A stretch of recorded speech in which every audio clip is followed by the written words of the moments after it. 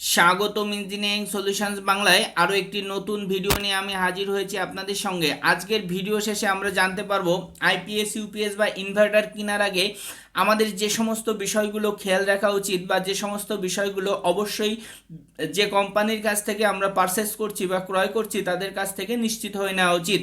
প্রথমত charging current কত, backup time কত, এটি পিওর সাইন ওয়েভ না মডিফাই সাইন ওয়েভ, এবং লোড ভোল্টেজ ডিসকানেক্ট কত, এই বিষয়গুলোর উপরই মূলত আজকের ভিডিওটি। আমরা আইপিএস বা ইনভার্টার কেন ব্যবহার করি? মূলত আমাদের লোডশেডিংয়ের মুহূর্তে অল্টারনেটিভ পাওয়ার সোর্স হিসেবে সার্বক্ষণিক বিদ্যুৎ নির্বিচ্ছিন্ন বিদ্যুৎ নিশ্চিতকরণের জন্যই মূলত এই আইপিএস বা ইনভার্টার আমরা ব্যবহার করে থাকি। তো আমরা যে আইপিএসটি কিনবো, কেনার আগে আমাদের যে বিষয়গুলো খেয়াল রাখা উচিত, আমাদের ব্যাকআপ টাইম কত, চার্জিং কারেন্ট কত, আমাদের আইপিএসটা কি আপনার সাইন ওয়েভ না মডিফাই সাইন ওয়েভ, এবং লোড ভোল্টেজ ডিসকানেক্ট ভোল্টেজ কত, এই বিষয়গুলো আমাদের অবশ্যই নিশ্চিত হওয়া উচিত। তা না হলে কিন্তু আমরা আইপিএস ক্রয় করার পরে আমরা লসের সম্মুখীন হব এবং ক্ষতিগ্রস্ত হব আর্থিকভাবে। তো এই আইপিএস ক্যালকুলেশনের জন্য আমরা প্রথমে লোড ক্যালকুলেশন করব, এরপর ইনভার্টার সাইজ ক্যালকুলেশন করব, ব্যাটারি ব্যাকআপ টাইপ ক্যালকুলেশন করব, আমরা ইনভার্টারের ব্যাটারি সাইজ নির্ধারণ করব, এবং ফাইনালি ব্যাটারি যে চার্জিং কারেন্ট, এই চার্জিং কারেন্ট আমরা ক্যালকুলেশন করব। প্রথমেই চলে আসি আমরা লোড ক্যালকুলেশন। আমরা এখানে সিলিং ফ্যান নিয়েছি দুইটি, 80 ওয়াট করে 160 ওয়াট, 4টি এলইডি লাইট 10 ওয়াট করে 40 ওয়াট, ওয়াইফাই রাউটার একটি 25 ওয়াট, এবং একটি এলইডি টিভি 50 ওয়াট, অর্থাৎ সর্বমোট 275 ওয়াট। এখন এই 275 ওয়াটের জন্য যখন আমরা ইনভার্টার সিলেকশন করব, তখন টোটাল লোড গুণ সেফটি ফ্যাক্টর অ্যাড করার কারণ কিছুদিন পর কিন্তু আমাদের চাহিদা বৃদ্ধি পায়, তখন এক্সট্রা লোড কানেক্ট করার ইচ্ছা প্রয়োজন হয়, এজন্য 25% এক্সট্রা রাখা হয়।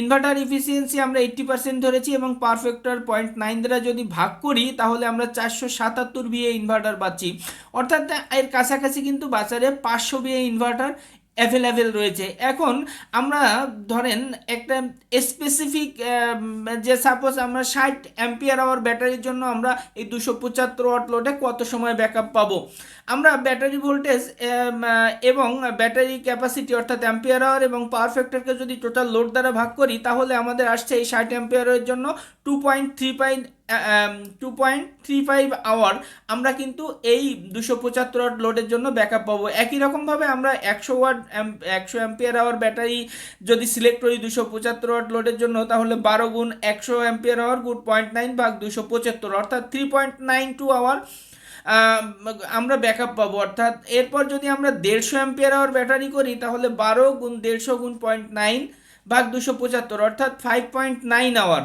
বা প্রায় 6 ঘন্টা ব্যাকআপ কিন্তু পাবো আমরা এই 275 ওয়াট লোডের জন্য, আমরা যে লোড প্রথমেই ক্যালকুলেশন করেছিলাম। এভাবে কিন্তু আমরা নির্দিষ্ট সাইজের ব্যাটারি মাধ্যমে আমরা কত সময় ব্যাকআপ পেতে পারি, আমি যে লোড চালাবো আইপিএস দিয়ে বা ইনভার্টার দিয়ে সেটি বের করতে পারি। একই রকমভাবে আমরা নির্দিষ্ট ওয়াটের জন্য আবার কত অ্যাম্পিয়ার ব্যবহার করা ঠিক হবে নির্দিষ্ট ব্যাকআপ টাইমের জন্য সেটিও কিন্তু আমরা বের করতে পারি। সেটি বের করার জন্য আমার টোটাল লোড গুণ ব্যাটারি ব্যাকআপ টাইম, আমরা কত সময় ব্যাকআপ চাচ্ছি, আমরা 6 ঘন্টা ব্যাকআপ চাচ্ছি, এবং টোটাল লোড 275 ওয়াট বা ব্যাটারি ভোল্টেজ 12 এবং পাওয়ার ফ্যাক্টর 0.9 যদি করি তাহলে 152 অ্যাম্পিয়ার আওয়ার, অর্থাৎ আমার 275 ওয়াট লোডের জন্য আমরা 6 ঘন্টা ব্যাকআপ চলে 152 অ্যাম্পিয়ার আওয়ার যদি ব্যাটারি ব্যবহার করি সেটা সাফিসিয়েন্ট। এখন আমরা লোড ক্যালকুলেশনের মাধ্যমে পেলাম 275 ওয়াট লোডের জন্য আমরা 500 ওয়াটের এই ইনভার্টার এবং 150 অ্যাম্পিয়ার আওয়ারের ব্যাটারি, এবং যেখানে আমরা ব্যাকআপ পাচ্ছি 6 ঘন্টা। এবার আমরা মূলত আইপিএস কেনার আগে নিশ্চিত যেহেতু হতে চেয়েছিলাম ব্যাটারি ব্যাকআপ টাইম, দেখেন ব্যাটারি ব্যাকআপ টাইম কিন্তু ইতিপূর্বে আমরা ক্যালকুলেশন করেছিলাম।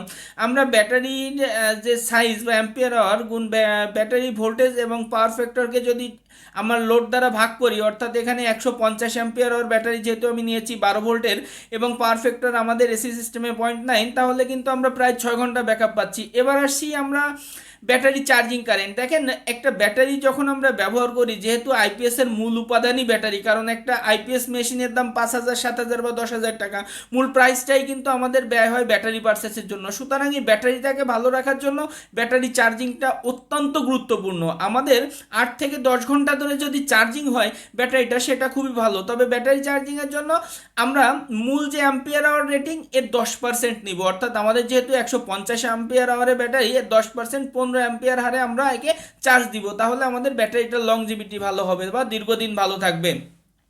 এবার আসি আমার আইপিএস বা ইনভার্টার কি সাইন ওয়েভ না modify sine wave. Sine wave আপনারা দেখতে পাচ্ছেন এবং মডিফাই সাইন ওয়েভেরও চিত্র দেখতে পাচ্ছেন। দেখেন আমার যদি সাইন ওয়েভ হয় তাহলে 100 ওয়াট ব্যাটারির জন্য আমার সাইন ওয়েভের জন্য কনজিউম হবে 117 ওয়াট, এবং মডিফাই সাইন ওয়েভ যদি হয় সেটা 147 ওয়াট, অর্থাৎ আমাদের এক্সট্রা কিন্তু কারেন্ট কনজিউম হবে বা সিস্টেমে পাওয়ার লস হবে। যেহেতু আইপিএসটা আমার সিস্টেম থেকেই নিয়ে চার্জ করে, সুতরাং আমার বিলও বেশি আসবে। একই রকমভাবে যদি মডিফাই সাইন ওয়েভ হয় তাহলে আরও বেশ কিছু ক্ষতি, যেমন এটা ফ্লাকচুয়েট আউটপুট দেয় আমাদের সিস্টেমে, কখনো 160 ভোল্ট, কখনো 155 ভোল্ট। ফলে দেখা যাচ্ছে আমার সিস্টেমে ব্যবহৃত বিভিন্ন লোড বা যে লোডগুলো আমি এই আইপিএস বা ইনভার্টার দ্বারা চালাবো, এটা খুব দ্রুত নষ্ট হয়ে যাবে বা পুড়ে যাবে, যার ফলে আমাদের কিন্তু আর্থিকভাবে ক্ষতিগ্রস্ত হব। দ্বিতীয়ত হলো আপনার এই মডিফাই সাইনে যদি আমরা ব্যবহার করি তাহলে কিন্তু আমরা পালস সেটিং ডিসি পাবো, যার ফলে ব্যাটারি ফুল চার্জ হবে না। আর ব্যাটারি ফুল চার্জ না হয়ে দেখা গেল 60% আপনার চার্জ হয়েছে, তারপরেও ইনভার্টার শো করবে ফুল চার্জ, তখন কিন্তু লোডে ট্রান্সফার করবে। ফলে লোডশেডিংয়ের মুহূর্তে যখন লোডে ট্রান্সফার করবে তখন এই লো চার্জ ব্যাটারি দিয়ে যখন লোড চালানো হবে তখন ব্যাটারি আয়ুষ্কাল কমে যাবে এবং অল্প দিনে ব্যাটারি নষ্ট হয়ে যাবে। আর আমার ব্যাটারি নষ্ট হয়ে গেলে কিন্তু আইপিএস মেশিন ভালো থাকলেও তার কোনো ভ্যালু নাই। এরপর এক্সট্রা নয়েজ হবে। দেখেন আমরা মডিফাই সাইন ওয়েভ যদি সাপোজ সিলিং ফ্যান যদি ব্যবহার করি তাহলে দেখবেন সিলিং ফ্যান গো গো গো গো একটা শব্দ করতে থাকে। এটা কিন্তু আমার সিস্টেমের জন্য ভালো না, কারণ আমার এই ফ্যানটা খুব অল্প দিনে পুড়ে যাবে। দ্বিতীয় এবং ফাইনালি হচ্ছে আমাদের ইলেকট্রনিক্স কম্পোনেন্টগুলো ড্যামেজ করে। দেখেন আমরা যদি ইলেকট্রনিক্স টাইপ এখন যে ডিমার বা ফ্যান রেগুলেটরগুলো ব্যবহার করি, আইপিএস এর মাধ্যমে ব্যবহার করলে কিন্তু অল্প দিনেই নষ্ট হয়ে যাচ্ছে। এটা খুবই ক্ষতিকারক। এছাড়া যদি আমরা টিভি, রাউটার, যে ইলেকট্রনিক্স কম্পোনেন্ট যেখানেই আছে যে ডিভাইসে, সেগুলো ব্যবহার করলে খুব অল্প দিনে নষ্ট হয়ে যাবে। চতুর্থত আমরা আইপিএস বা ইনভার্টারের লোড ভোল্টেজ ডিসকানেক্ট বা লো ভোল্টেজ ডিসকানেক্ট এলভিডি কত সেট করব। আপনি এলভিডি যত বাড়াবেন আপনার ব্যাটারির আয়ুষ্কাল তত বাড়বে। ইতিপূর্বে দেখেন আরও 2-4 বছর আগে বা 5-7 বছর আগে আইপিএস এর ব্যাটারি লাইফ টাইম ছিল 18 মাস, তখন এই এলভিডি সেট করা হতো কোম্পানি কর্তৃক 20%, কিন্তু বর্তমান সময়ে এলবিডি বাড়ানো হয়েছে 30%, ফলে ব্যাটারির আয়ুষ্কাল কিন্তু বৃদ্ধি পেয়েছে। এই 18 মাস থেকে এখন 36 মাস, অর্থাৎ 3 বছর হয়েছে। আপনি যদি এলবিডি এই 30% থেকে আরও ইনক্রিজ করেন 40%-এ, তাহলে লাইফ টাইম দেখা গেল 4.5 বা 5 বছর আপনি একটা আইপিএস এর ব্যাটারি ব্যবহার করতে পারবেন। কিন্তু এখানে একটা সমস্যা আছে, আপনার কিন্তু ব্যাকআপ টাইমটা রিডিউস হবে বা ব্যাকআপ টাইম কমে যাবে। এটা কনসিডার করতে পারলে আপনার এই লং টাইম ধরে আইপিএসগুলো ব্যবহার করতে পারবেন।